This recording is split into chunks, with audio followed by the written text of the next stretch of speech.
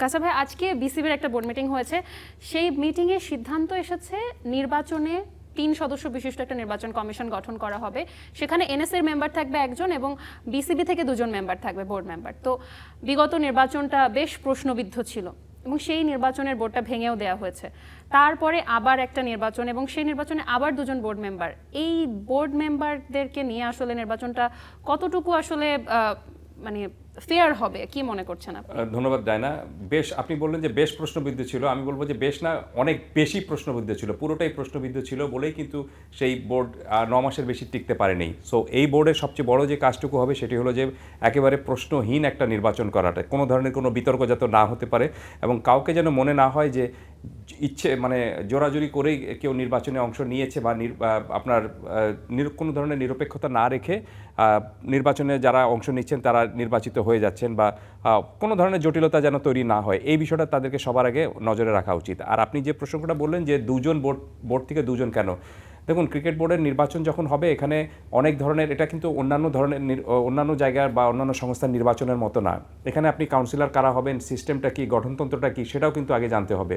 So আপনি যখনই বাইরে থেকে কাউকে এখানে ইম্পোজ করবেন, নির্বাচনের দায়িত্ব কাউকে দেবেন, তার জন্য কিন্তু এই জটিলতার বিষয়গুলো আপনি হ্যান্ডেল করাটা একটু কঠিন হয়ে থাকে। সো আমরা সবসময় দেখেছি যে বিসিবি থেকেই আপনার যে আপনার নির্বাচন কমিশন যেটি গঠিত হয় সেখানে বাইরে থেকে 1জন বা 2জন থাকেন এবং বিসিবি থেকে থাকেন তাদেরকে হেল্প করার জন্য বা তারা যেন কোনো ধরনের গঠনতান্ত্রিক কোনো প্রক্রিয়ায় বা কোনো ধরনের কোনো জটিলতা যেন না পড়েন এবং বিসিবির যে নির্বাচনটা কোন প্রক্রিয়ায় হবে এবং কাউন্সিলর কারা হতে পারেন, এখানে কোন ধরনের সমস্যা তৈরি হতে পারে, সেই বিষয়গুলো জাস্ট এটা বোঝানোর জন্যই বা সেই বিষয়টা সমাধান করার জন্যই বোর্ড থেকেই 2জন বা 1জনকে সবসময় আমরা দেখেছি এর আগেও তারা থাকেন এবং সেটা আমার মনে হয় না যে বড় কোনো ধরনের কোনো সমস্যা হবে।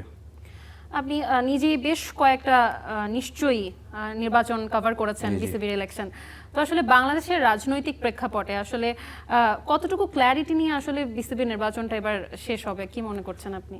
প্রত্যেকবারই কিন্তু খুবই কঠিন এই প্রশ্নের সম্মুখীন পড়তে হয় বিসিবিকে এবং প্রায় প্রত্যেকবারই বিসিবি কিন্তু ফেল করেছে। সহজভাবে বলতে গেলে একেবারে প্রত্যেকবারই কিন্তু ফেল করেছে এবং আমরা দেখেছিলাম যে অন্তর্বর্তীকালীন সরকার যখন ক্ষমতায় ছিল তখন এই বিষয়টা থেকে আপনি বা এই জটিলতা থেকে সবচেয়ে ভালো একটা সুযোগ ছিল এই সমস্যা থেকে বেরিয়ে আসার, একটা সুন্দর স্বচ্ছ পরিচ্ছন্ন নির্বাচন দেওয়ার জন্য, কিন্তু সেটাও হয়নি। কারণটা হলো যে সবাই যখনই ক্ষমতায় কেউ থাকে তখন সবাই চায় একটা জিনিসে যে আমার লোক যেন ক্রিকেট বোর্ডে আসে, আমার লোক যেন ফুটবল ফেডারেশনে যায়।